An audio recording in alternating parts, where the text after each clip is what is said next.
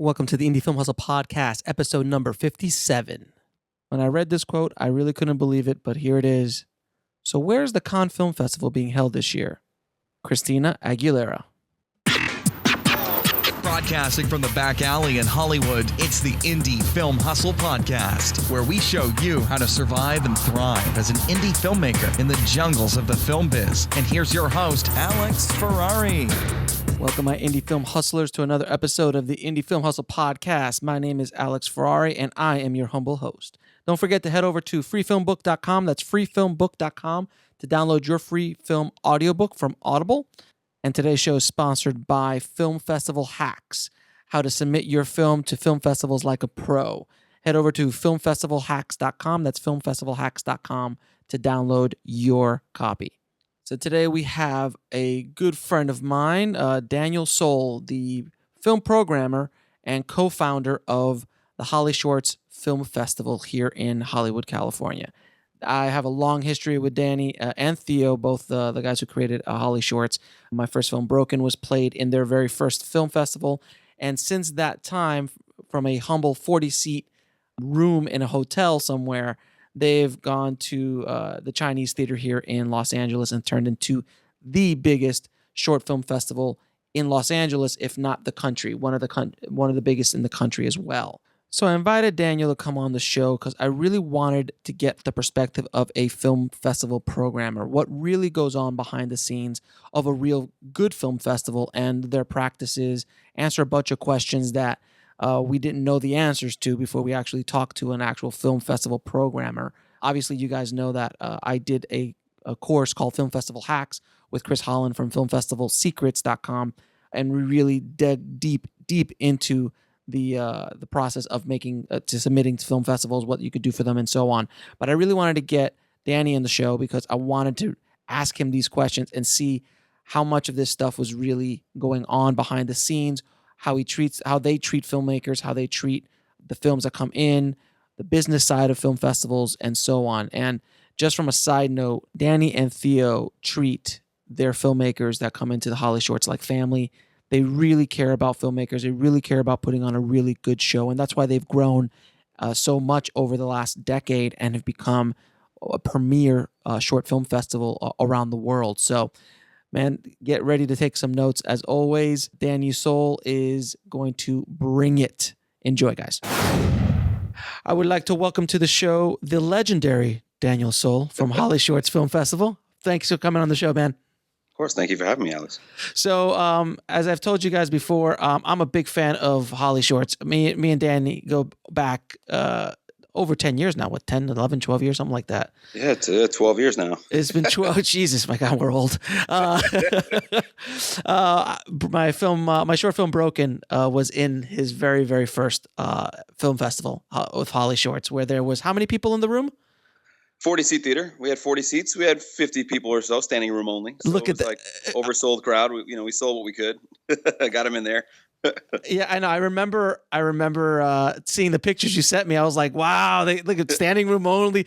You picture It's like 50 or so folks in there. Yeah, we packed it up for the little place. It was the space was small, but we crammed it up. And that was the funniest thing too, is the picture I got sent was like all you could see is people. I'm like, man, there must be hundreds there. Yeah, it looked a little crazier than it was, although it was at a good energy and it was very busy. But granted, it was a 40-seat East Hollywood hole in the wall, but we packed it up though. We packed it up as best we could. And you know what? And from where you started, your humble beginnings of HollyShorts to where it is today, and for those listening don't understand how big HollyShorts has gotten, HollyShorts has kind of become the short film festival in LA for sure, but one of the bigger short film festivals in the country, if not the world, because of what Danny and Theo, the co-founders, Theo, the co-founder as well, have done with the festival. And it is like I guess I was invited 5 years ago when we did Red Princess. I think it's 2010. Yeah, I think that was 5 years ago. Yeah. Yeah, we were at the DGA theater at that time. Yeah. And I was just like, I had just gotten to LA a little bit ago before that, and I was just like, oh my God, this is Holy cow! Like, Yeah, you definitely got to see a little bit of the before and after because, I mean, granted, you weren't there for the first year of Broken, but you saw the pictures, you participated, you know, what the process was at the time, how we were, and all this stuff to that, where, you know, we had, you know, DGA holds, you know, almost 1,000 people, sold out, and the red carpet was crazy. We had all these celebrities and some good press and you know, great party. The energy was high. It was free drink. You know, it was definitely, you see the scope of change. I mean, it wasn't clearly, obviously, it wasn't that anymore. It was a much bigger event, and we had a great spotlight shown on those films, which was what we were excited about. And for you, because you were there for us with day one. Yeah, so, like being that, and then being able to show your film and have that better platform. It cool was kind of, you know, way to see both sides. It was cool to be able to do that. Oh, absolutely, man. And being, you know, doing the red carpet was so much fun. But the best experience I had is I've never seen any of my work look as good as it did at the DGA, because their screening room is insane. Yeah, it's very good. It's a very high quality, very good sound. Picture quality is top notch. They do their tests. Their projection team is great. Like it was definitely top notch. They're definitely top notch there. There's no question. But now you move to the Chinese theater, which is it's not too shabby either. Yeah, not too bad, not too bad. Well, once you go to that quality, that level of quality, there's only so many places you can go. And if you're staying in Hollywood, you have the DGA, you have the Chinese theater, you have the ArcLight. Yeah, you know, and those are kind of basically your main options. I mean, there's others. Yeah, Harmony Gold and other places like that. But they don't compare. Those are the top. Those are for me the top. And for quality, the size count of seats, you know, people you can actually attend, the size of the venues out without getting too big. I mean, Dolby and El Capitan, those places are just too massive, and we can't, right. You know, go that big and afford that. We're not a Disney studio premiere, you know, we don't have that kind of Disney unlimited budget for a Marvel or you know, a Star Wars movie. Star Wars. You know, we don't have the Star Wars premiere blocking off all of Hollywood for $10 million or whatever they spent on that. That was a bigger premiere. That was the biggest premiere in history. It was bigger than the Oscars. Yeah, they blocked off more than even Oscars do as far as street blockage. It's crazy. But it's so I mean, for our area of where we are, you know, we felt of all those options. We've done all those options. We've done the DGA. We've been at the ArcLight, and now we felt for all those, the Chinese theater became our home, and what we felt was the best option to have. Yeah, how many years have you been there? This is our 4th year. Okay. This will be our 4th year there. It goes by pretty quick, and we've done different things there. We've had parties there and parties outside. Used multiple screens. Used the downstairs, the main old Grauman's quote unquote Chinese theater for opening night. The first time we were there, it was a great deal. It was amazing. Now we use multiple screens for opening night to have the equal seat count upstairs in the sixplex. But the IMAX they installed is kind of pushed that up to where that main house is very expensive now. So of course, and we're in the summertime in August. So with the premieres of what we're up against with premieres and things like that, and big movies coming out in August, you know, it's kind of made it more difficult. We're working to get back in there for opening night, because it was great that year we had it there and just have that huge. I mean, to be in that theater, you know, it's legendary. Oh my God, that film's there. It's really cool. It was a cool moment when we first got there. Our first year doing that there. It was our first time at the theater now. Finally, the festival's kicking off. It's opening night. Giving a speech, you look up and you see this sold-out room, and in front of you is all these people coming to our festival. Yeah. You know, it's a cool moment. I felt it was pretty, I guess you could say somewhat validating or pretty cool. Like to say, hey, we've gotten to a certain place to be able to be here.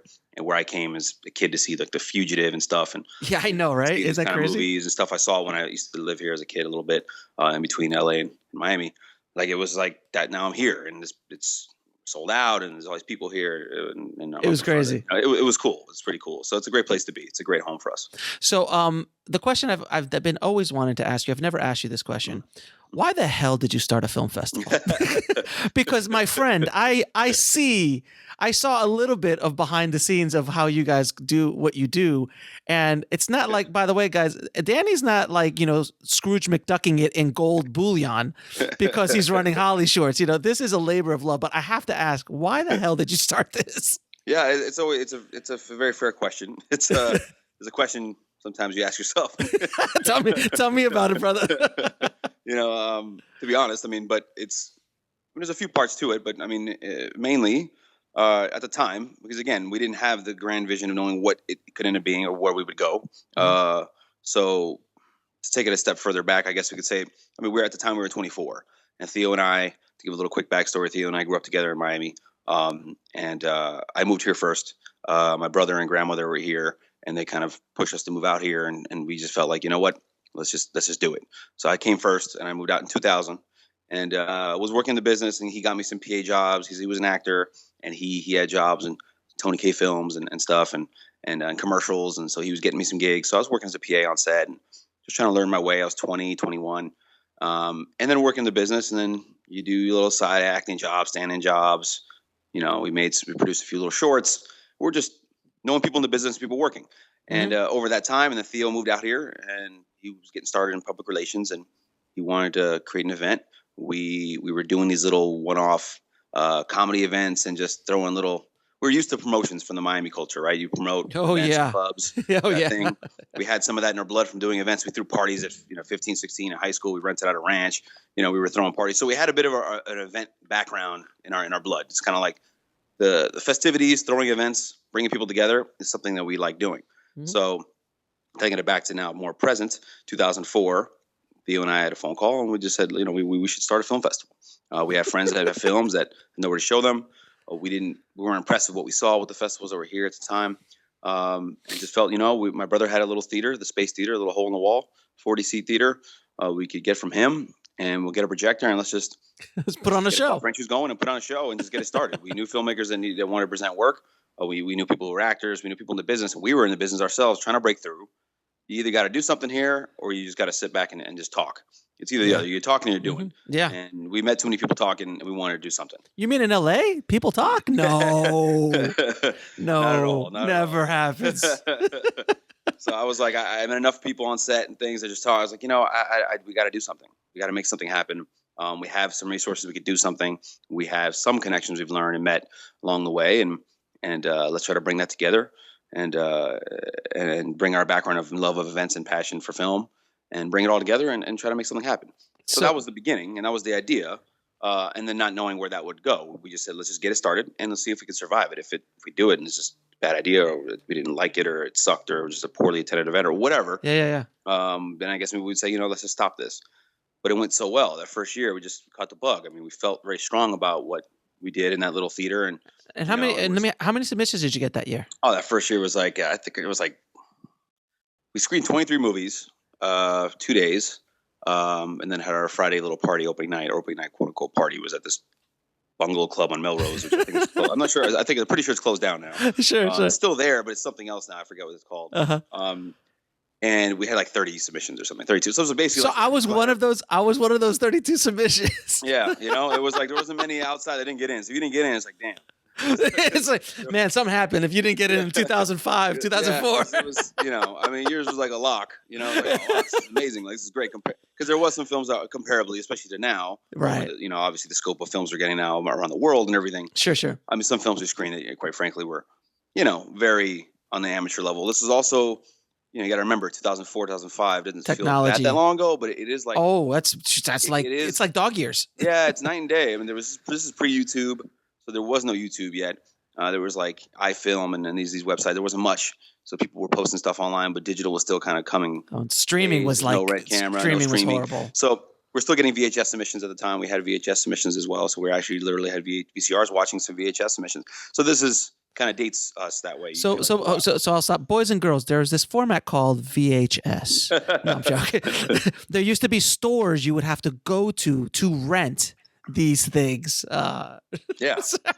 It's, I miss them. I want to go back. Oh man, that's a whole other episode. Yeah. But yeah, so we just said, let's just start this thing, and we wanted to make something happen. We love film. We love doing events. We wanted to bring people together. We knew a lot of creatives and filmmakers and people that we knew in the business from friendships, relationships. Mm-hmm. My brother's people he knew because he's been in the business a while, acting and stuff. So just felt like, let's bring that together. And it was a way to bring us together. We moved here separately, but sort of together with a discussion of myself and Theo and other people from Florida. We wanted to, make something happen here. And so all those things combined. That crazy idea of like, let's open up a film festival. And you were young enough. You do find out it is kind of crazy because there's so much minutia and detail that goes into everything. Oh my God. Annually. And it's an annual thing, right? So you do it, and when it's done for that year, it's done. It's like, you take that breath and it's like, wow, okay, that we got through all that and got all that planning done and everything. And then it's like, okay, let's redo that and start again. I always joke, it's basically like you're you're planning and getting married every year. You're planning a wedding every year and getting married once a year. So, like, but the funny thing is that when you're 24 and you start a film festival, you're naive enough to think that this is like, I can do this. Yeah. Because if I would talk to you today with you never doing a film festival prior and go, let's start a film festival, you would look at me like you're absolutely nuts. Like, yeah, it's a different conversation as you get older, and you get more tired, and you're like, oh, this is exactly. Early 20s, you're running around, you can do anything. You're like, let's do it all. Not that we're that old, but it's 24 and let's say over 30 is a lot different as far as energy and all that kind of stuff goes. Yeah, so what's how many submissions do you get now average annually? So just for the fest alone, last year we received basically around 2,200 submissions. Nice. That's a lot. Better than 32. Yeah, much more than 32. Much more, and then so a lot more watching. And that was last year. That's just for the festival. We also have separate entries for the monthly screening series. So if some people just want to submit to the monthly screenings for the showcase and just want to screen in a monthly, they submit to that separately. So it's a different submission point, lower price point. And it's a rolling submission, so people can submit any time throughout the year. We're continually reviewing those films to see what we'll place at different monthly events throughout the year. So there's that going on separately. So with that combined, you're probably talking more like, I guess, 2,500 or so, give or take, maybe more, for the whole year. Adding it all together. Right. Now, do you watch every film that's submitted? I try to. Do you personally, or do you have teams? I used to personally watch everything. Now it's more that I try to watch as much as possible. We have a bigger review team now that's helping, because you have to realize that we have to also take a step back, or even myself, of trying to always watch everything, and sometimes multiple times. With some films, obviously, that time-wise it's just not very viable to do that. Right. I had to kind of balance it out because it's difficult. But up to this point, we still have. This year, we're going to do probably more of a process of, we've assigned a bigger review team. We've plucked a lot of industry folks and say, hey, guys, we need help reviewing some films. Come in and watch. And we're going to assign films to everyone. And then we review the scores, come in and check, and we'll rewatch films of certain scores. And that's kind of the process we're going to have with our jury this year that we're implementing. Mm-hmm. So we're still watching a lot of films, if not all. But it used to be where it was like, easier to do. I mean, now you watch 100 films, 100 films, 1,000 films. Now we're talking thousands. It's physically impossible to do one person to do. Yeah. And I remember when I came over 6 years ago to show you guys Red Princess. I remember the screening process was intense. That's right. Yeah, we get together. I mean, we still do that same process where we get together once every weekend or other weekend. Because it's a family atmosphere. Of course. We've known each other all of our lives. With some of the people on the review team. Yeah, absolutely. Theo's family, his cousin helps us judge. His cousin's in the business. He's been a director and DP for a long time, from New York days to Florida to here. Mm-hmm. So we have a team of people that we really trust their opinion, and also they've been in the business a long time. And we get together, and for us that we grew up together, a lot of us, it's a family thing. So we're just getting together. We just sit down. We sit all day. We just pick a day on the weekend. And just do it. We just watch all day and review, take notes, discuss, give our scores out, and then just organize the films based on that. And so we're still doing that process. It's just, with more help from a strong jury, because we had to lean on some help with some of that. But that process is still intact, where we get together and just crank out films to watch and discuss, and that way we can have that discussion and still know everything we're getting, coming through our doors, so to speak. Right. I mean, the films we get, we want to know what we have. We want to make sure we review and leave no stone unturned, and make sure we give everyone that fair shot. We don't want to just have people submit and watch films and that kind of stuff. We hear about these stories. Right. I mean, I don't, for two reasons. One, it's not fair. Right, of course not. Two, it's also, you don't want to be you don't have egg on your face. I mean, we're representing ourselves. We're also, what if you don't watch a film or something, and the film is a fantastic film, you end up just like kind of putting aside and not even watching.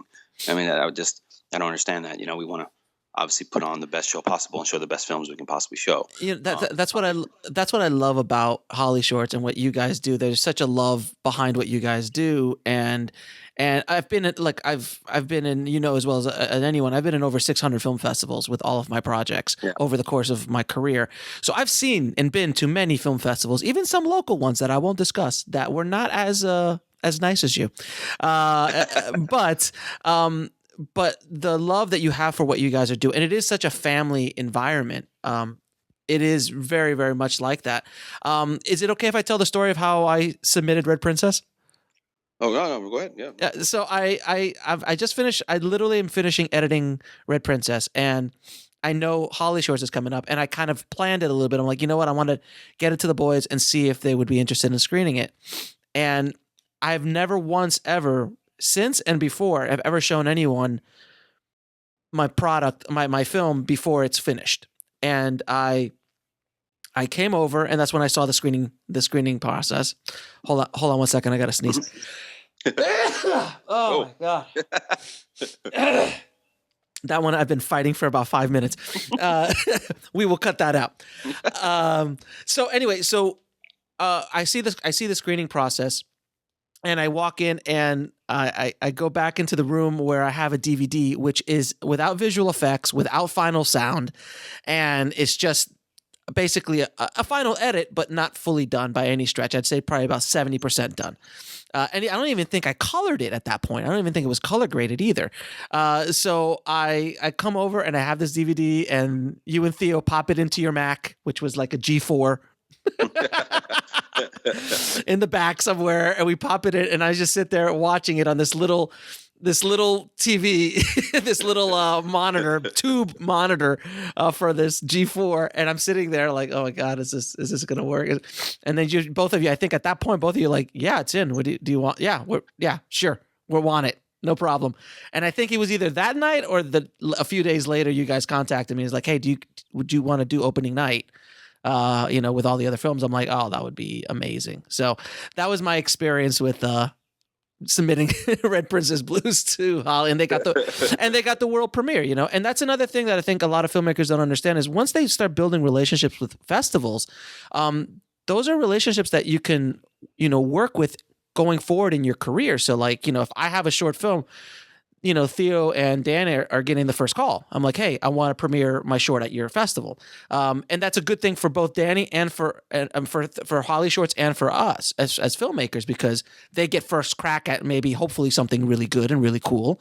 And we have an access to a wonderful place to show our film. Well, certainly. I mean, this is in the end, like any business, it's a relationship business. And I know there's a sort of veil covering a lot of festivals. Some people don't know who's responsible, or there's a certain wall put up, and I understand some of the reason for that. Obviously, there's reasons for that, but you have to be yourself. You have to operate the way in your own philosophy. And for us, we are very personable. We love the filmmakers. We don't, again, I'm not trying to like downplay the festivals, but just comparing, there are some festivals or some events and things that just they don't. It's weird, like the customer is the filmmaker, but they don't really like the filmmaker, or there's a certain resentment. I don't know what. Or they don't take care of them, or they don't respect them, or yeah, there's something there. Maybe there's a certain resentment, or maybe it's because of the jaded nature of the business, or you've done something a long time, or you feel like, I was some festivals, you hear the stories, people are a filmmaker, they do a festival, and so now there's like a resentment thing, this weird dynamic. I mean, we don't have that. Again, maybe it's back to we started something young, eager, excited. Mm-hmm. Have that mentality, so there's a certain naivete in that, I guess. Mm-hmm. Maybe something like that. But that our philosophy is just to create an atmosphere of a sort of family. Once you're in and you've been accepted by HollyShorts, we obviously have a certain love or feeling or affection for the work you've done. Mm-hmm. Not everyone gets in; it is competitive. So once that happens, there's a relationship that started, and not everyone's going to be. We're not going to be as close to every filmmaker and have these kind of relationships like you and I may have, or others. But there's people involved here. It's a people business. You're gonna make relationships with people, and you're gonna say, hey, I like this guy's work. I like this girl's work. We keep in touch. We want to promote and share their stuff and put them out there. If we believe in any of the people we're screening and believe in their work, we're gonna want to put them out there in the best way possible. So there's a reflection on them, reflects on us. So it's exciting for us when we say, hey, this guy got nominated for an Oscar. Great. We love that film. We love them. They're great. We're going to want to promote that kind of thing and things of that nature. I mean, it's just you've had some Oscar nominees, right? Yeah. Over the years we have, and this year we have one. This year we're very, very proud of our grand jury winner last year, Shock, directed by Jamie Donahoe. Mm-hmm. His film is nominated this year, and we were hoping we'll see if he wins. It'd be great. Yeah, but we're very excited for that because it's the Academy's showing a stamp of approval for that film, and it's a film that won our festival. So.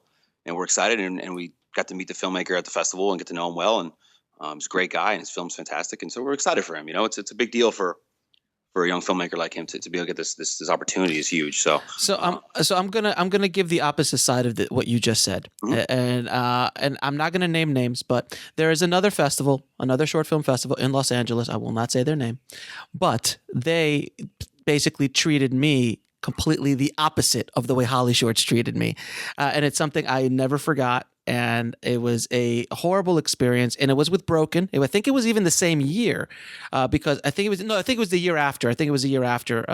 Like we had already done like another 40 or 50 festivals we had done at that point, and we got accepted into this big, supposedly the big short film festival here in Los Angeles, and they we flew out on our dime, and we were thrown into this block of like faceless, like this faceless screening with a bunch of other shorts. Nobody was really there. Nobody really knew what was going on in a big screen, not in a hole in a wall by any stretch, in a big theater.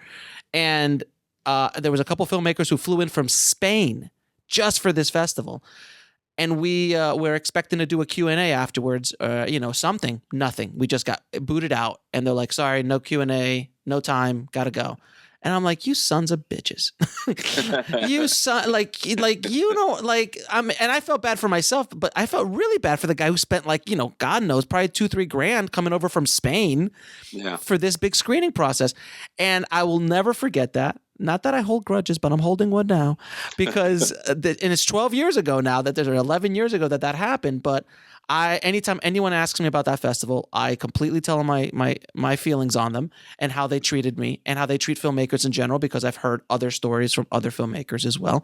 And for this exact same reason why I have you on the show today, I also tell people the good stories. And then when they ever ask me anything about HollyShorts, I always say, that's the place to go.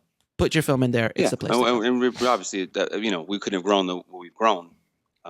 It's a community thing with everyone. Yeah. So if the filmmakers are submitting and happy, we can grow. We grow, do better, and give a better spotlight to the films and the filmmakers. Then that benefits the filmmaker. So then it benefits us, benefits them, and everybody can win on that. So we're all trying to progress and win. Basically, is sort of the short way of saying it. I mean, and with that. In fairness to some festivals, and as you know, my stance, I won't defend that festival you're mentioning. But yes, Danny knows that festival. I can't really speak to any of that, but everyone's going to make. There's always mistakes made. I mean, of course. Festival world, we know there's projection issues, there's things that happen, there's glitches, there's of course. Because there's so many layers of things and things to test, and especially with shorts. There's so many films. If there's more short films in a program, a feature film, you have one file, one film, one DCP, one whatever. With a gathering of shorts, you have more projects, more, room for error, I guess you could say, or more area more people. For error. Sure. It's how you handle it. It's it's how you handle it is what I think is a reflection of what matters. We do the best we can in trying to handle that stuff well, handle the stress of that well, be there for the filmmaker. If something does happen, we understand the importance and know how the feeling can be sometimes even life and death, even though it's not that serious, but it can feel that way. It's very important. Oh my God. Are you kidding me? Yeah. For a filmmaker. I mean, like if I just spent the last year putting together this short and my big premiere is at this festival, it's important. It's huge. And I think it's a certain area that we should respect that. Now, obviously nothing can always go 100% perfect. You do the best you can. Some people, we've seen the ugly side of people overreacting to things happening and being really nasty. That's unfortunate. But all we can do is just try to do the best we can to represent our festival and ourselves and the filmmaker well, and do whatever we can to make good on an error. So if something happens, like we had it with a monthly screening a few months ago, one of the film files was a little bit off, a little audio during the projection. We don't really know what happened. It's everything tested fine. We QA all the films, and somehow there must have been a miss, or maybe missed in the QA process was that glitch in the sound. It was a 5.1. It was so there could have been some issue there. We said, look, we'll rescreen the film. Let's just figure this out. We'll figure out time we can get it in. And next time we'll do it in a DCP. We'll get it in the festival possibly. And so we had the dialogue right then and there. So amazing. We do the best we can and say, okay, let's fix this. And we're here for the filmmaker. We're here for you. Obviously, stuff like that happens. You can't take it back. In the moment, it's screened. It's done. And the screening was over. And things like that. So you do what you can. That's, I think, what anyone would appreciate. That's all you can really ask for. That's all you can do. Like stuff happens. It happens all the time. It's life. But how you handle it is something that is very, and very the flip important. side is others sometimes, as we've seen, like your story, don't care. Nothing's handled. They just don't care. And then that's, I think, what people really get upset about. And what we can't tell people is, hey, it might be like that elsewhere, because we're not in the business of here pointing fingers and demeaning other people. Or we, if we say it, it's coming from us. We have a festival. Hey, you're competitive. You're just saying that to be nasty about some other festival. Okay, well, but if you say it, you're the filmmaker. You're saying this is my experience. Absolutely. That has a validity there. We can't sit here and just say it. But it's true. It's important that for us, I think it's a philosophy. We just have to make sure we're always going to be there for the filmmaker and try to make wrongs right, correct what we can when errors do occur, and we try to minimize the errors as much as possible. Because there's nothing I hate worse. Believe me, as stressful as for the filmmaker, I hate it. It drives me crazy. When stuff happens, because I'm stressed out, stressed about the whole thing. I feel like it's my film screening over, and all these films are screening over and over. It's like it feels like it's a lot of pressure. You want it all to go so well. Oh my God, man! And your reflection on what you're doing. So it's personal to us. We're not running someone else's event or something. We put our name behind it. It's our event. We started, so it's our thing. It's our reputation of sorts. So it's Danny, man. God bless you and Theo, man. Seriously, brother. I don't know how you do it, man. Because God knows I couldn't do it. I'd lose my mind.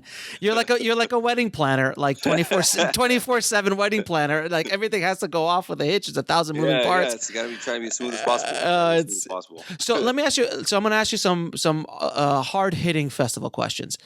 How long should a short film be? Because I've heard a lot of different debates on this. And I'd love to hear your take. It's a hard one because all I can say is I guess I'll just give some honest reflection on some of this, but we've had, because I'll just take a step back to it. We've had some films that are 30, 40 minutes. So we can't sit here and say you can't do a film of a certain length. I guess I'll say a few things. One, make the film that you want to make. If it is longer, and if you really believe in the film you got to make that film. Because if you're chopping it, cutting it just to try to appease festivals, or the story might not be very good or complete. You could even have a short film that's too short, and it's not satisfying. The story is not thorough, and then there's issues. And you watching the programmers watch like, hey, I feel like I wanted more from that. And then the benefits, like, okay, it's only 10 minutes now, and as opposed to maybe it was 20 minutes, and then you cut down a bunch of time. But then the story might be incomplete, and then it feels, the jury's watching, and we get together and watch. We're like, hey, I feel like this was lacking. We wanted more from the story, so you can have that as well. Now that said, it does help to be a short. Programming wise, we have 2-hour programs that run anywhere from maximum 2 hours, usually less, and give time for Q&A and whatnot. I mean, you need time, so it helps to have a film. If a film's 10 minutes as opposed to 30, 30 minutes takes up, what is that, 25% of the time or so. So it better be really good. So it has to be, yeah. So if the film is longer, it does have to be, in some ways, I guess you can say it does have to be a bit better. It has to be a little sharper, and there's more room for critique or error potentially. But that said, when we love a film, I don't care how long it is. If the film is fantastic and we love the film, you'll find a way. We want to find a way to program. Yeah, we're going to find a way. Now there is moments that stuff has happened where there's been a few films over the years that are that long that we've had issue with because of the type of genre the film is, and we're trying to fit it in properly to a proper program to where it's not like we're just throwing some film up and there's a bunch of documentaries and all of a sudden you have this graphic horror film that's 35 minutes. So all of a sudden it's just weird. What can you do? So you try to find the right home for that in the program, and make that work. And then if it doesn't work, it's like, damn, we're kind of square peg and round hole. We're kind of screwed here. So we've had that happen sometimes where it's very unfortunate. The beauty is at least we have the monthly screenings now, so we're an annual fest, so we can say, all right, well, you know what, we'll program this down the road and let's do that. But we don't want that to happen with the films. We want to program them that score very highly and that we love. We want to get them in. But that runtime issue can't happen because, again, it is just there's only so much time, and it's very competitive with so many films that are scoring very well and then fit the mold of certain categories and things like that, that it's tough. The safer bet, if your film is shorter, to get into more festivals, that's basically kind of a fact. I mean, you see with other festivals and films that are very short, that get into a bunch of festivals. I don't know I don't know the process of other festivals around the world. I only know so many that know their process. Most of them I don't know how their process is, but I know what they're probably thinking. I know I see the results of what they program. I can see what they program by just seeing the films and knowing the festival circuit for so long. That I know that some festivals do favor films that are shorter in length, and they'll even say as much. And I won't name the festivals, but they'll say as much like, hey, your film should be shorter. They'll even take submissions that are 20, 30 minutes in length, but they're basically kind of don't want any of them. And they do really want shorter films. So from a standpoint of the festival circuit as a whole, runtime should be shorter. And the film should be, I'd say that the ideal length is probably in that, 10 to 12 minutes range is probably like that sweet spot. I think for a lot of festivals. Now for us, we don't look at it that way. We have more time to play with. We have 10 days. Yeah, We have it's a big festival. Yeah. So we wanted to grow and add to that because of the quality of films. We want to keep that up, also keep the level high and competition high. But we kept growing and getting more submissions, and we had a 7-8 day festival. We're like, all right, well, let's add these 10 days. We can go into the next weekend and show more films and have a good platform, be in the weekend. And the quality of films have gone up. So, we have room that we can play with for us. We're okay with a little bit longer runtime if we love a film, because we do have time where it's not going to necessarily bump someone else out. Whereas the festival has only 4 or 5 days or 2 days. Yeah, I mean, it's tough for them to program something that's 30 minutes long. They don't have that much time. And that means that you're going to bump 2 or 3 other films out that are, say, 3 10-minute shorts as opposed to 1 30-minute short. So they may look at it from that standpoint. Right. And like with me specifically, like with Broken was 20 minutes, and that got into 200 film festivals, but I also got a lot of rejections saying we love it, but it's too long. We can't program you. Yeah. So then the next one I did was 4 minutes and that one got into a ton of festivals. And then Princess was 11 minutes and that also got into a ton of festivals. And it also had some celebrity power behind it as well, which does help, right? I mean, having a face or a name that audiences do help in the whole process. Obviously, it's all about the art. Yeah. I mean, like, but I always say this. Like, you have to be honest. Like, it doesn't really hurt. I mean, I'm not going to sit here and say it's not going to. I mean, people sit here and say it doesn't matter. I'm not going to sit here and lie to people and be like, it means nothing. It's assets and seats. Something. It's assets and seats. Right. It has its cachet and value. At the same time, we've rejected plenty of films with all types of names. Of course, you'd be shocked at some of the stuff we've seen over the years of actors. You literally sit here, you're watching, and you're like, I cannot believe this guy's in this movie or this one. I can't believe it. Like, and we can't put this short film. And we can't put this in. It's. I'm not exaggerating. I'm not going to obviously just sit here and point to the name of a guy. Sure. But I'm dead serious. Like it's sometimes pretty shocking. You're like, whoa, like what were they thinking? Like, it's kind of fun. It's kind of amazing to think that the caliber of actors sometimes doing some of these films are just really poor quality, and it's just not even on the level of what they can do. It's really surprising. It's usually, I imagine, a favor thing, or they must be trying to help someone out they know and just say, hey, I'll just do this. Sure. But it's very surprising sometimes. And then they get rejected flat out. I mean, they're not good. You're not going to show a film just because someone's in it. Now, if a film has a certain quality to it, and it's a great story, good filmmaking, and then it has said caliber actor, that's obviously a plus, going to help. And there's going to be an element, of course, for us, we have our opening night. Our opening night usually we've had the Demi Moores and the Kirsten Dunsts of the world, and these people attending opening night and showing their work. That's what that big platform is, for the big splash of getting the big industry out. That's what we've done as far as our opening night. It's been part of that process of getting a huge night, bringing everyone out to shed light on the whole festival. Hey guys, this is what we're showing this week. This is what's going on. This is what's in competition. This is the festival.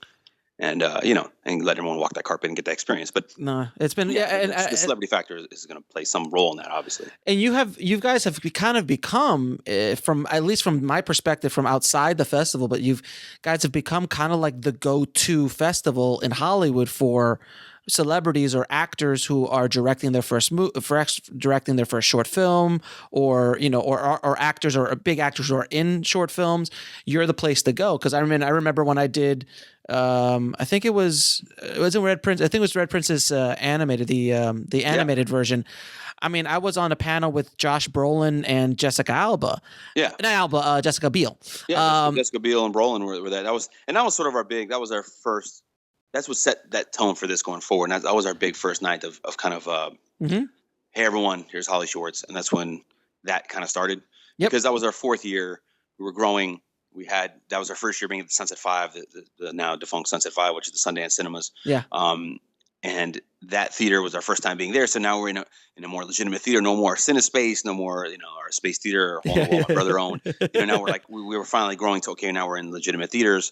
Our opening night the year before, we showcased Adrian Grenier's short. Yeah, I remember that. Tribeca, but that was at a party space. Yep. Hollywood. So I was there. I was at that one. Yeah, it was great. It was fun. It was great. And it was that festive party vibe that we liked, that we had. It was kind of what we had going for us, what we were doing. Mm-hmm. It kind of set a tone for us. But we needed to take that and also now take it to a great theater, a great big venue, and just really graduate. And that was what that night was. We had you had Josh Brolin, you had Jessica Biel. These are huge names, and Yeah. for them to actually attend and support. And Paul Haggis came out that night. That's right. Paul Haggis was there. I talked. Paul Haggis came up to me that night, and he's like, "Hey, not a bad. You did a pretty good movie, Alex." I'm like, and I literally turned to him. I go, hey, "Your stuff's not too bad either," and he just started laughing. And but that's the kind of things that you get at these kind of awesome festivals, like Holly's. Like you get to meet these kind of people, and I've been blessed to be on, I think 2 or 3 opening nights. Through other projects I've done with HollyShorts. So I've been on those panels with David Arquette and Paul Haggis and all these kind of guys, and it's just been such a wonderful ride. We want to provide that sort of platform of like, we want to bridge the idea being bridging young Hollywood, early Hollywood, indie filmmakers with Hollywood.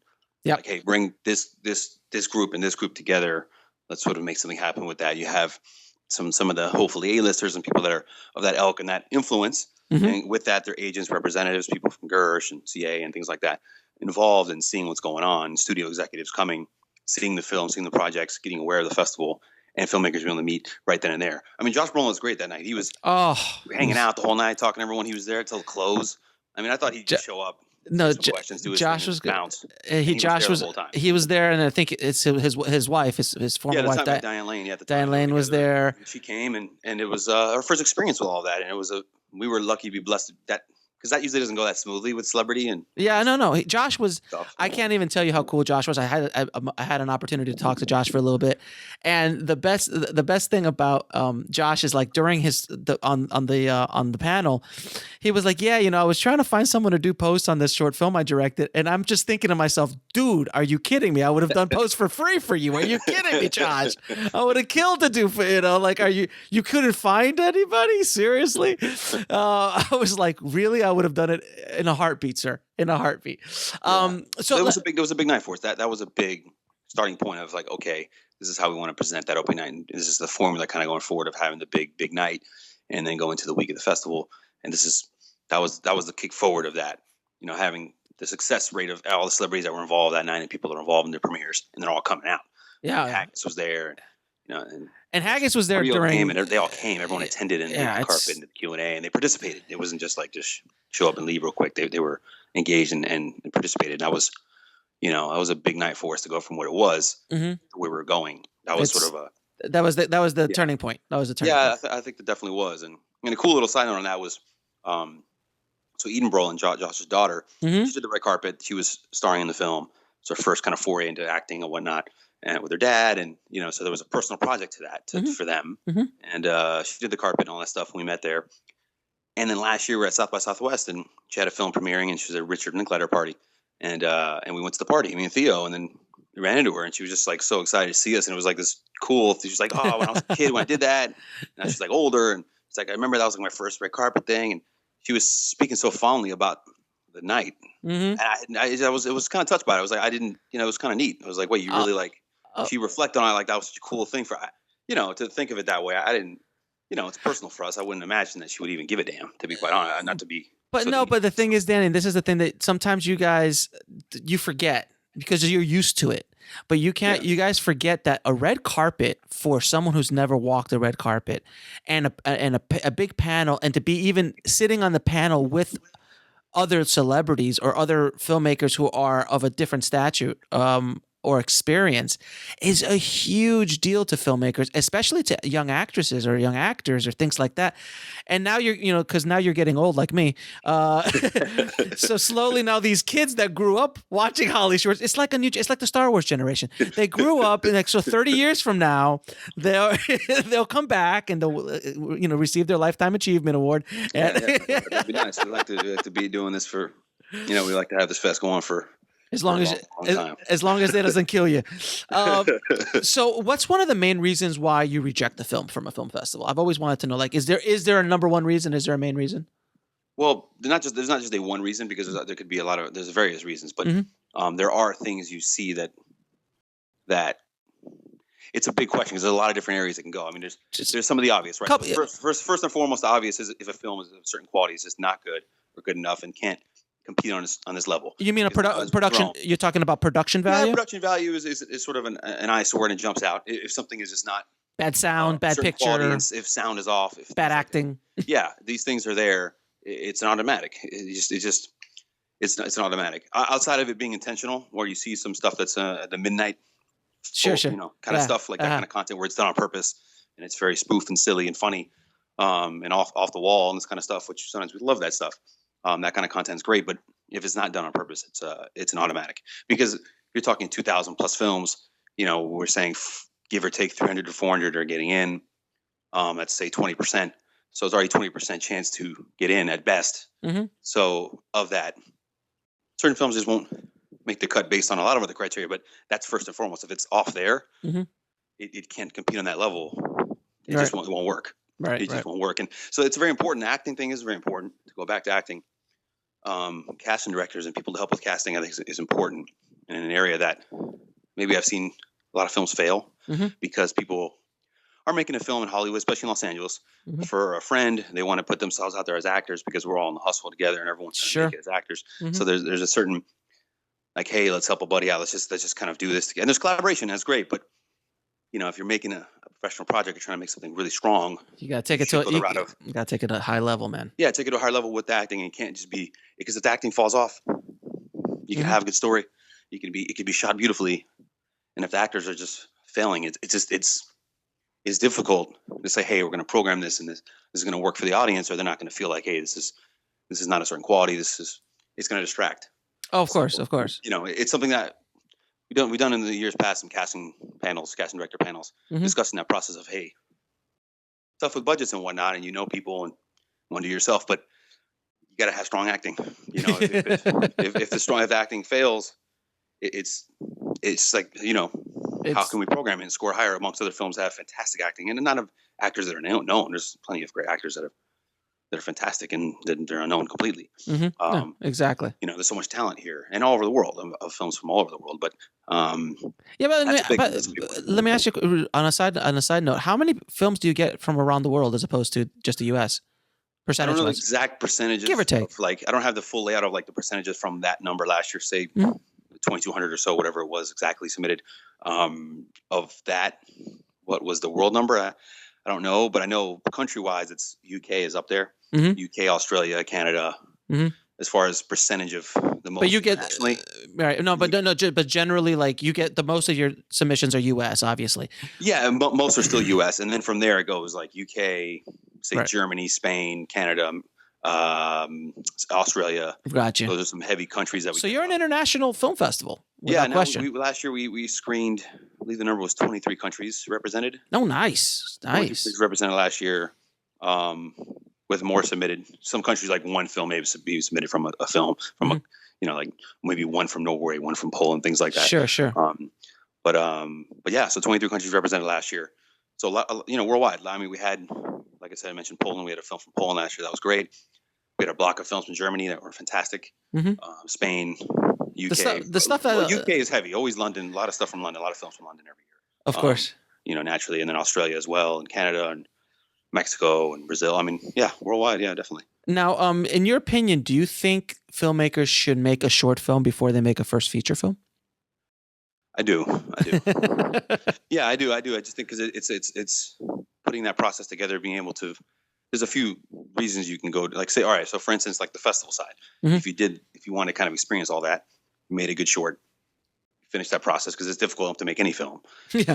So you learn the process of filmmaking, the pre-production, all the stuff that goes into it, the post. I mean, there's so many areas and rooms for potential flaw or error. Mm-hmm. Mm-hmm. Learning all that, then having a good film to get out there, then you can learn the festival circuit and kind of how that goes, and it can lead to other things if you make a really strong short and you get into some great festivals and get some great buzz and word of mouth, and then translate that into online success with whether it's VOD stuff or Vimeo or whatever, mm-hmm.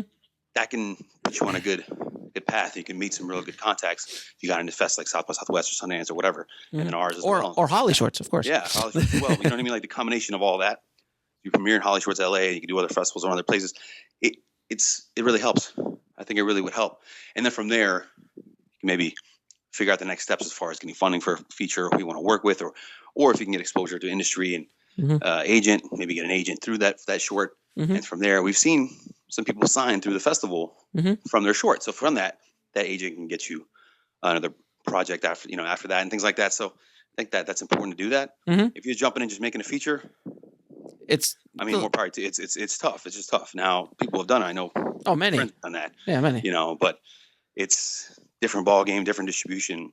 Now, all that said, the landscape has changed with Amazon and Netflix and everything, with people buying more films than ever, AFM even bigger than ever. There's a lot of bad films out there, but you can make a feature if you want to make sort of a genre, low level, low hanging fruit and try to sell something. That's also possible. That leads me to my next question. What options do you think are out there for short filmmakers to actually be able to sell their movies and make money with their films? Well, there's lots. I mean, see now it's not just for features. I mean, you have shorts, you have avenues for shorts now with all the online stuff that's going on with SVOD, with subscription, with VOD, with Vimeo on demand, things like that. We have our platform we'll discuss soon with BitPix. That's now launched. You have Shorts TV, Shorts International. So there's TV avenue, there's online streaming. There's of course just having your own channel and building your thing up where you have your YouTube channel that's very strong. And now obviously that garners a lot of views. You need a lot of views to make any money because the ad rate is so low, and it's just like. But there's a lot of different. There's a lot of things if you think outside the box you could do if you have an audience. And so you can build yourself up to where you have your following and build something up online by yourself in some ways. You can do that. So there's that avenue. Now, it's not saying it's easy, but it's doable. It is something that can be done. It is an option. Whereas before, it wasn't that way. Now, feature films, you have your traditional stuff, and when it comes to studios, distribution, but then now there's the Amazons and the Netflix going in Sundance and buying up everything. Oh, Jesus. I mean, they just killed Sundance. They killed Sundance this year. I mean, they just destroyed everybody. It was one of the studios, like, we were all playing with guns. We were all playing with bullets, but Amazon and Netflix brought machine guns. Yeah. Like they came with the money and they're here to spend. They have open checkbooks and they're there to spend. Oh God, 17.5 million for one movie, and like 5 million another one, 7 million. They were just it's insane. But it's great for filmmakers. Because original content for them is king. So for them, this is what they want. But they have distribution. But they have They just need to feed the beast. They have the beast already. It's so different than our traditional model. In some areas, the theater owners, of course, hate all this stuff and they think this is the worst and they're freaking out. You have in the film industry as a whole, the studio system. Studios want to release their films first theatrically, then go the VOD route and in HBO and all those things, and post theatrical and all their options. But they're missing out on these films. I still think they're okay. They still produce their own films. The studio system still survive. I don't really feel like it's as much of a threat as they say it is. I don't personally believe that. I think the more options are the better. But I guess I'm looking at it from the festival and filmmaker side. Filmmakers make a film, they have more options to get distributed.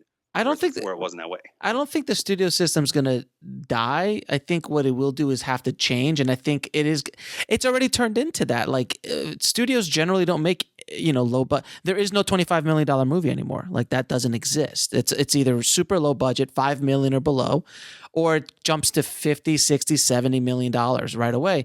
And it's events. Like you go to the theaters for events now, and that's like basically all the studios produce are these big event movies. Yeah. And indie films are a lot of indie filmmakers are just going to television because that's where they have the freedom to do stuff. And TV has changed a lot. This is a big thing that I think. Well, it doesn't go untalked about in this. It does get discussed, but I think part of the discussion has to be TV. I mean, TV now has changed. I mean, from when we grew up. Oh, now, Jesus! it's undescribable. It's like it's amazing stuff. It's dead to most of us. It's a different landscape on TV. Who's doing TV? Before, as an actor, TV was like this negative thing. Oh, I don't do television. No, God, no. Everybody wants to do television. Everyone you do it. Sitcom TV. No. It's like the up and coming actor would get a gig on a show, and their career rise based on that TV show, and they go do movies after. Right now, you do TV. You jump back to TV. Actors. I mean, you can rattle off Jennifer Lopez on a show now. Yeah, Ray Liotta. And on and on, and Fishburne, and Hannibal. I mean, the show's on. It's on and on. It's not just Netflix and all that. It's also network television as well. It's a steady paycheck. They get to stay home, and they get to do really fun work. Yeah, and it's the quality of work has changed. There's Game of Thrones as a television show now. I mean, to think of the quality of production, how that looks. Oh, Walking Dead. Yeah, these shows, Walking Dead. Look at the makeup on the show. I mean, it's a different landscape we're talking about where the quality of show has risen. There's more shows, and there's a lot of bad shows too that comes with that.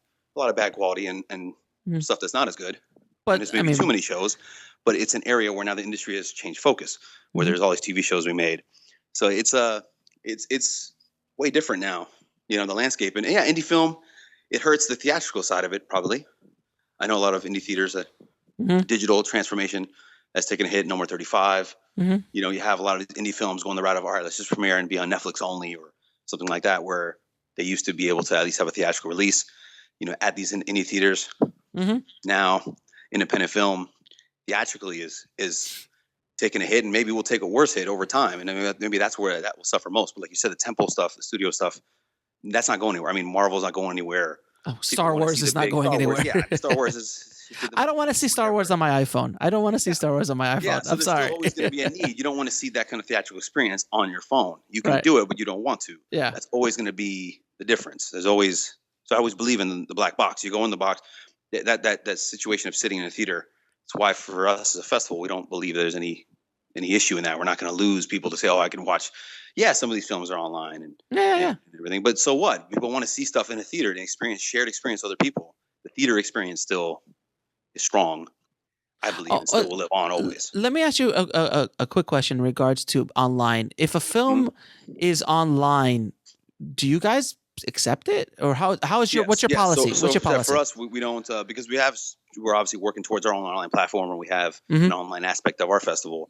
We believe in the online experience as well, and I think because filmmakers want to use these platforms to grow their audience. We're not going to tell someone, hey, don't put your film online. Don't do it. Like, I guess just one quick way of saying it is that we just don't want to we're not trying to tell filmmakers too much of what to do. I don't want to tell you how to run your production company, how to sell your films, how to get your film out there, how to grow an audience. I'm not going to sit here and point the finger. Hey, don't put your film online. Hey, don't do this. You know, we just don't like that process. I'm not a fan of that process. Obviously, for us, we love the premiere. We love the first time it's shown here. Premiere is great. We're not going to sit here and say we don't love a premiere or like a premiere. It's always great to have a premiere at the festival. People see it there first, and it goes from there. That's all great. But as you see now, festivals are coming around to this. We, for a long time, have said online, go ahead and submit it. So if a film is online, say your film's up on Vimeo or whatever, and you submit to us, we consider the film equal with any other film. We just want to screen, again, this competition for award categories and also just for the showcase of great films. We're showing what we feel are the best films we can program based on what we get. That's sort of the simple philosophy of it. That's what we're thinking of doing. We're not looking at it like, oh, is this film online? That one's not. Well, the hell with that guy. We want the film that's not online. Not going to look at it from that standpoint. That's really not something we want to like program or think about when we're picking any of the films. It's not a part of that process. And people ask us a lot. We get the question a lot. Hey, are you okay with films being online? Does it disqualify me? And we're always reminding people that it does not. I guess we have to put more messaging.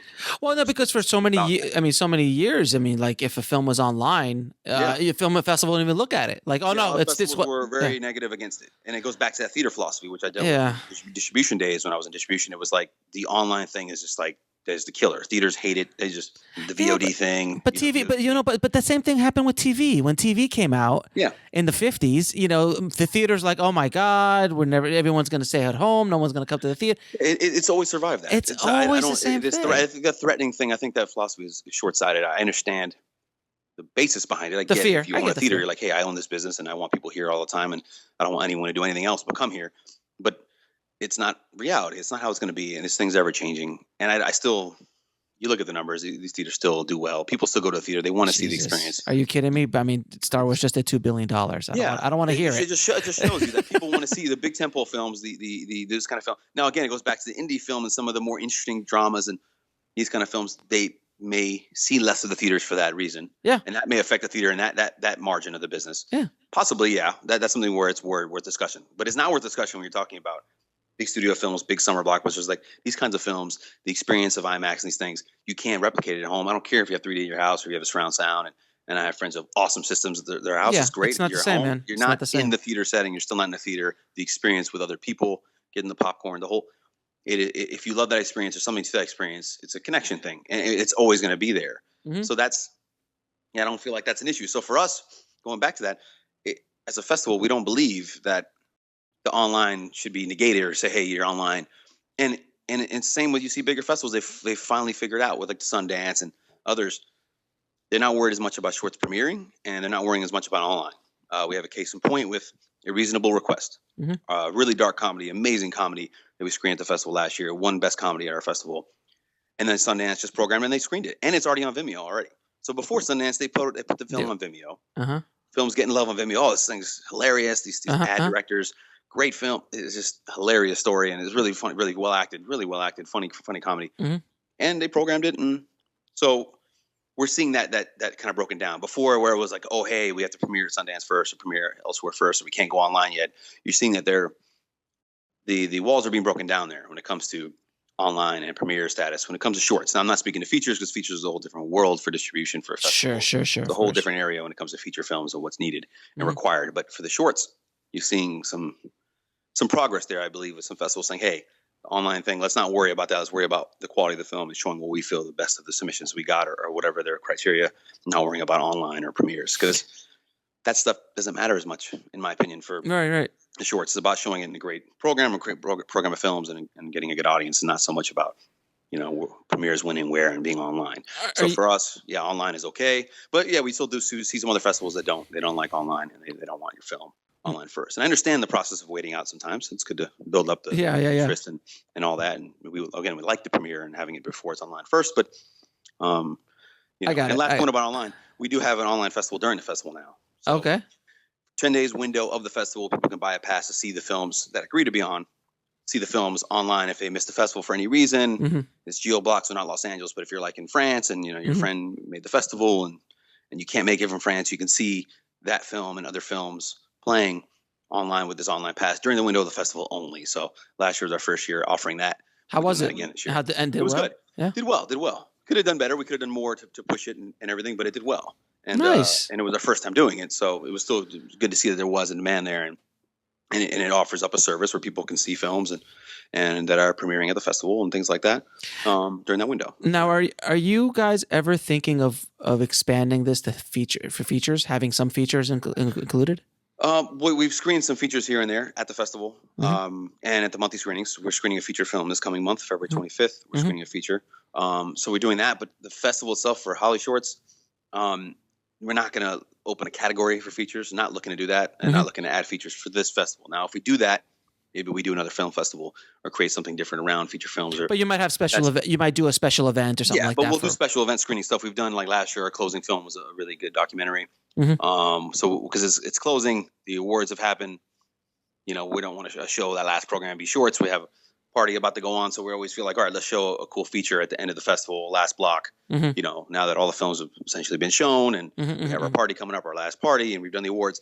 So things like that, like at a competition, just showcase screenings or alumni features. We've screened feature films from alumni who have gone through our doors. They turn maybe that short into a feature, like things like that. That's still tied to the festival. We want to show those kind of films. It's great to show a feature film that was a short. It's great. So we've done that probably, 4 or 5 times. I think something like that. Where over the last few years we've been doing that. Where the last film we'll throw in the feature film or do a showcase of a feature and things like that during the festival. But we're not making it part of the focus. We're not adding a category. Got it. For the fest itself, no. We want to focus on making it the best short film festival possible. Feature films, if we want to add that as a full competition or other area, we would probably just do a different world, separate festival on that, because it's a different world, and we don't want to detract from that. So we do show features and things like that, but okay. But it's more of that area. So can you tell me a little bit about BitPix? Yeah, so BitPix is a platform that we just launched. Right now we're on Amazon Fire TV and Roku TV, not Roku TV, just Roku, and also online. So right at the moment it's free viewing, build an audience up. It's our stuff that's non-exclusive. It's films from the festival, stuff that's also online as well. And we're building it up. We have probably about 200 films on there right now.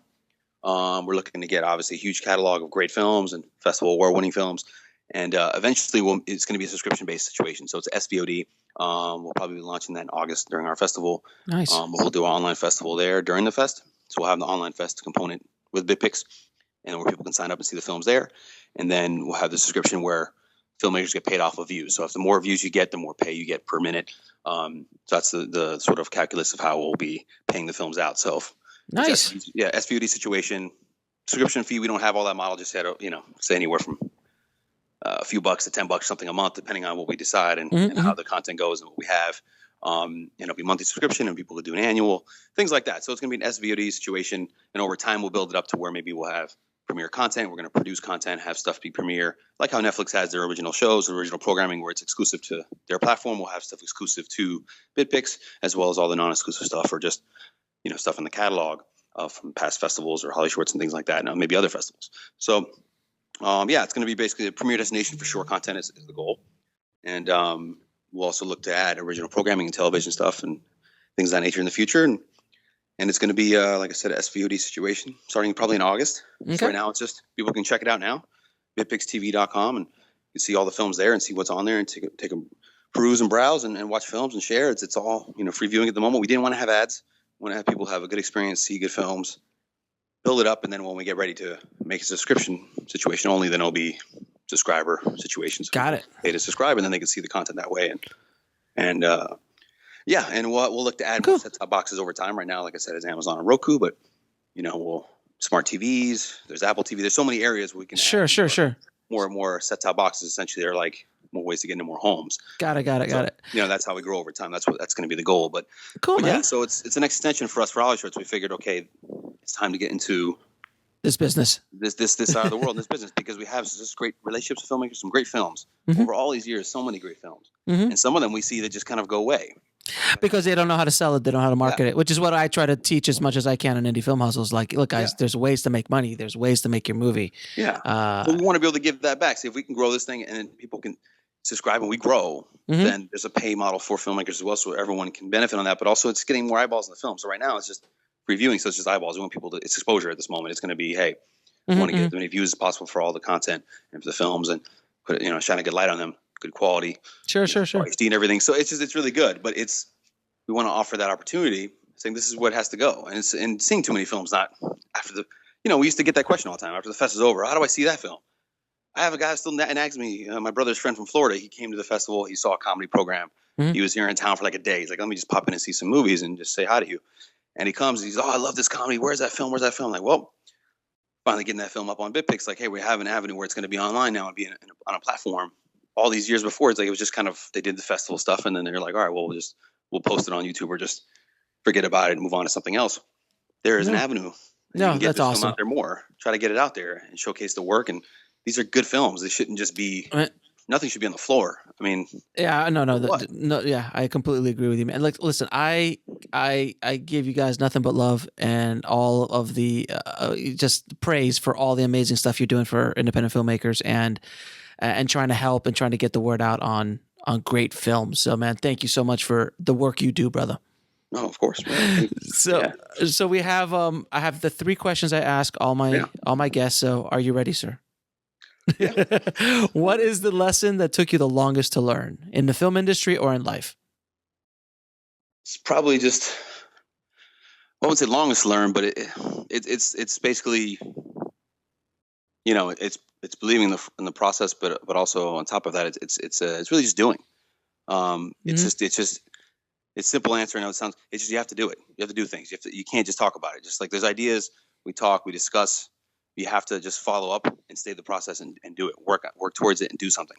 That was part of the philosophy of the festival. We just didn't want to sit back and say, let's do this, and then get overwhelmed by the fact that it could be such a big task or you didn't get so much money. Sometimes you have to just, if you have an idea or vision, you just go for it. You just gotta keep at it and do it. And that's there was a time when it was like hard for us to get that idea. Understand that, it's like, all right, we gotta just, sometimes like, we can plan as much as you want. Yeah, but you can plan. You can try to get loans, process, discuss all these things and all this stuff, and you can talk yourself out of something all the time. Sometimes if you have an idea, you really believe in it. If you want to do it, even if it's small or if it's not what you want it to be, it can get there. You have to just keep at it. You just got to do it. You got to just try to go do it, and that took us some time to figure out, like, because it was ideas of growth and things we're doing with the festival and other areas. It was always like, let's just do it. We were concerned with too many things, and we didn't want to like risk things, or sometimes you have to just you got to just gotta do it. just get up and do it. So what are your 3 favorite films of all time? It's a tough one. There's a lot in a lot of different areas, but I'll say the 3 in no particular order. I'll just say for this particular list, and just sure. I won't hold you to it. I'll just say for me, I'm gonna go Clockwork Orange. Oh, great movie.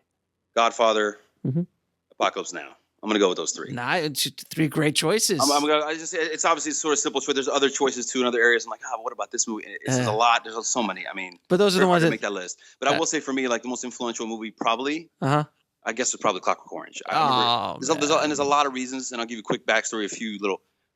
My brother he was obsessed with Clockwork Orange, and it was probably, he was watching it at home, and so we lived in LA in the 80s before we moved back to Florida. Yeah. And I was a kid. I was, I don't know, 5, 6 years old. Like, You watched You were not watching Clockwork Orange. It's my first. I didn't watch the movie, but I don't have many memories of being 6. But I do remember these guys always watching this movie over and over. They were watching it obsessively. My brother watched it. He was this skater punk thing, and he had his. Well, anyway, I won't get into what he was. Right. He was watching this movie with his friends over and over, and I always wanted to come and join him and just kind of hang with them and watch this movie. And they said no. It looked so fascinating to me. I was like, "What is this movie?" And then they were so obsessed with it. And he had his poster, and the poster was so cool, and it tripped me out. I was always obsessed with this movie. Yeah. And then so over time, like, I finally wanted to watch this movie in full, understanding it as an adult, because I was a kid, kind of popping in, trying to seeing this thing. And my brother's like, "Yeah, watch it." And of course, my mom kills him. He's like, "You can't let him watch this. What are you doing?" So there was this whole thing, So getting of age to be able to watch it finally, as more of an adult, or watching it as a teenager, it just blew my mind. The filmmaking and Kubrick, the style, the colors, the sound. I'll tell you. Look, I went on a Kubrick run a few years ago where I became obsessed with Kubrick. Like, I just went deep down dark into the Kubrick rabbit hole. And I read everything. I saw everything. I saw every documentary. I read every book, analysis, everything. And I sat and watched all of them back to back. And I hadn't seen Clockwork Orange since I was a teenager. And when I watched it again, I was just in awe of, like, oh my God, like, if this movie would come out today, it would be, controversial. Yeah. If it just showed up today, it would be so controversial and so impactful if it just showed up today. And I can't even imagine what happened when it was released in the 70s. In 1970. You look back in this stuff, there was so much, especially like in the UK, there was all this, like, they banned it in the UK. And it was just like, there's all these problems. So it had that effect. And obviously, of course, these things, when they ban a movie and it almost really adds to the movie. Right, of course. People are like, hey, what is this about? So it kind of just sort of does the lore, the myth. Right, it adds a lore to the movie, and so it kind of creates a different effect than the people who hate the movie are going for. But yeah, I mean that's a great movie. I love that movie. Just definitely love Kubrick, and even it's one that as I was moving here, my dad knew I was like interested in film and the movie business, and he'd buy me books, and so he bought me some Kubrick books and things, and he was, as much as he didn't pay much attention to all this stuff, and he was kind of he was aware enough to know that I liked him a lot and I loved the film, so he got me the book, and so I read that Clockwork Orange book, and also just all the different stuff on Kubrick and different filmmaker books and things of that nature. My dad bought me before I moved here. It was just a cool little gesture that he noticed that that's awesome thing, but he still knew that it was something that I was into, and I mean, I think that's there's so many other the list, stuff, but I think that's a good starting point. It has a certain personal thing for me, and and just the visual aspect of the poster, the story of the film. Now what you're going to get now in this year's submissions is you're going to get a lot of Clockwork Orange ripoffs, because everyone's going to say, "Well, Danny will love Clockwork Orange. We got to do some Clockwork Orange." Something that that they're going to know that, hey, I like this, and they're going to try to. Well, hey, but if you do, it needs to be good. It makes it even harder. You're creating a harsher curve there. It's like you can't come, making a film that's a weak ripoff of Clockwork Orange. Yeah, that's not gonna happen. That'd be bad. we'll remember it for sure. But so last question: what is the most underrated film you've ever seen? I thought a lot about this before. This is even hard. This is the hardest question. I'm gonna take it back to my days at Lionsgate and talk about. I'm gonna say Warrior. I'm gonna go with Warrior. Oh man, what an underrated movie! Yeah, I'm gonna go with Warrior because there's some stuff, and it was like hard. It was like I was gonna go this way. I mean, some of the movies aren't really underrated, so it's like, okay, they're not really underrated. So it's like Warrior is. If you guys haven't seen Warrior, it's with Tom Brady. I felt good. I was like, wait, Warrior kind of rung off. I was like, wait, Warrior. It has to be Warrior. There's a lot of reasons, because not just underrated, but working on it was a tough thing to work on. We had a lot of problems with the movie. Mm-hmm. It did not sell theatrically at all like I thought it would. No. And it was a massive struggle, and it was it was tough. It was really tough. It was very stressful. But it's such a good movie. Yeah, because when we screened it, we screened the movie at CinemaCon in Vegas for all the theater owners in the country. So everyone's here, huge theater, giant, the Celine Dion Theater at Caesar's Palace. I mean, it's like 1,000 people in this place, 2,000. It's a huge room. Uh-huh. People walking out of there. You have exhibitors and tiers, and it's just like, theater owners and like, oh man, this is like reminds me of my family. It was crazy, like the emotion. Oh, like, because we got so everyone's like, I'm going to book this movie. I'm booking this. I want to book. There's all this excitement from the clients coming out of it, like and then you get down to the tracking and it wasn't there, and the marketing wasn't working, and the audiences weren't really responding. You're like, what is going on here? It's a tough movie to sell. It's basically an MMA movie, but it's not. But it's not. Exactly. It's not. It's MMA is a small part of the movie. Yeah. Yeah, it was tough because women thought it wasn't for them, but when it actually is, and then when the marketing found out about that, like, oh, women love this, so then it was like a push to too late channel on the marketing to women, but then women don't really want to be marketed to the movie because the trailer doesn't speak to them, right? It's not them seeing the movie and knowing it when they see it. So it was this whole. I saw it in the theater, and all I remember is bawling. Yeah, it's an emotional I was bawling during that movie. It's great. It tugs at the heartstrings, and it's nothing terribly original in some ways, obviously, but but it was just well done. It's a good, well done story. And the actors, obviously, who they are now. You knew Tom Hardy was going to be the star, so knowing that was like this guy's going to blow up, and being there at the time as a studio, everyone knew that he was going to be. This is before Batman, and so you're like, oh, this guy's going to be huge. He's amazing. Joel Edgerton's really good. He's going to be great. And now they're both massive actors now, and they're both huge, like everyone thought they were going to be and knew they were going to be. Yeah, and now everyone goes back and looks at this movie and go, "Oh my God, this is." So I think it's going to be a movie that lives on DVD and VOD and Blu-ray and everything for years to come. People are going to look back and watch it and buy it, and it's going to be one of these things. Oh, let me see this movie, Tom Hardy, before he was Tom Hardy or whatever. This kind of thing. I think it's gonna. I think everybody, whoever's listening to this today, please, if you haven't seen The Warrior, it's called Warrior. Yeah, go. Warrior's great. I mean, go watch it. Yeah. Go rent it. Go buy it. It is amazing. It really is great, a really well acted drama, family drama. Nick Nolte's awesome in the movie. Oh, it's amazing. God, so awesome. It's like there's. Yeah, I remember when we were screening it, we're loving it. We're like, oh, you felt like such a connection. Like you want this thing to do well. You love the movie. It made it. I remember that year. It made a bunch of top 10 lists. Like people love the movie. But just box office wise, totally flat. It was a Shawshank Redemption of its year, sir. Because people did. If you could live on that way, that would be. It didn't make any money in the theater, but it picked up later on in life. Yeah, it can have that kind of life, especially those two, the stars of the movie at the time. You put them on the poster, no one knows who the hell these guys are. Right. You made that marketing campaign now. Everyone's like, oh, Tom Hardy, shirt off, fighter. Okay, I'm there. I'm done. A bunch of people want to see it. Women love him, but back then everyone's like, who is this dude? It was like this kind of, it's weird how all that works, but no, that's just the way it is, man. That's the way it is.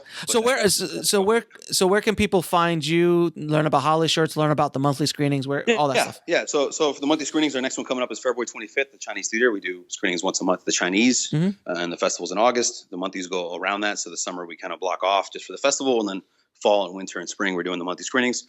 So the next one, February 25th, the Chinese Theater. All the information is at HollyShorts.com. The screening information, next monthly, the ticket links, all that stuff. Submission information as well for Without a Box and Film Freeway. We're listed on both of those and other sites, Click for Festivals, Film Festival Life. So we're on all the different submission platforms for the festival. But you can find all those links on the website as well in the submission section for HollyShorts.com. And that's and your Facebook? What's your social media? Facebook's HollyShorts Film Festival. So if you search HollyShorts Film Festival on Facebook, you'll find us there. And Twitter as well. Twitter's HollyShorts. Okay. So our handle's at HollyShorts, same as Instagram. Instagram's also at HollyShorts. So just type in HollyShorts, any of those platforms, our stuff will come up for Facebook, Twitter, Instagram, all that. We're also on our Tumblr as well for HollyShorts Film Festival. So we're pretty easy to find. All that stuff. And we're on there, and I'm on there as well. And we're looking for films always, and relationships with filmmakers and sponsors and people who want to work with us. We're always trying to be open to engage and try to grow the festival and work with people and try to make this thing and put on a good show. And put on a good show. Yeah. Danny, man, thank you so much, man, for taking the time out to do this, brother. It's been wonderful. I hope everybody listening got a little bit of an inside behind the scenes look at what it really takes to put a festival on, and to listen to someone who really loves filmmakers, films, and really cares about what they're doing. So, Dan, thanks again for coming on, man. Of course. Yeah. Thanks, Alex. Definitely. Hope you guys enjoyed that as much as I did. Danny and Theo have done an amazing job with HollyShorts, man. I really wanted to spotlight what they've been doing and how they help filmmakers get the word out, man. So also, I wanted to let you know in the show notes, you will be able to get a code for submission this year for this year's HollyShorts Film Festival. So if you are submitting to the festival, go to indiefilmhustle.com/055, and I will have some coupon codes there so you can submit to HollyShorts at a discount. Danny was nice enough to give us that. And by the way, I am not getting paid a dime for this, for anything. I literally, full disclosure, just love HollyShorts, love what these guys are doing, what they've done, and they'll always have a special place in my heart for taking care of me as a filmmaker so many years ago, and just wanted to pass the love along, guys. So you guys are now aware that I am in a soft pre-production on my new film, Anya, and we are creating that membership site that we keep talking about and building it all up soon. But if you want to be the first to get in on this whole membership site about how we're making the movie, get the behind the scenes of actually what it takes to make a real independent film in today's world, head over to indiefilmhustle.com/full access. So you'll be the first one to be notified when it goes live in the next few weeks or so, and you will get a discount on the monthly subscription cost because you were an early adopter, because you jumped in first. So give it a shot, guys. indiefilmhustle.com/full access. And don't forget to head over to filmmakingpodcast.com. That's filmmakingpodcast.com, and leave us an honest review on the show. It really helps us out a lot to get the word out on what we're trying to do for filmmakers all around the world. So, as always, guys, keep that hustle going, keep that dream alive, and I'll talk to you soon. Thanks for listening to the Indie Film Hustle podcast at indiefilmhustle.com. That's INDIEFILMHUSTLE.com.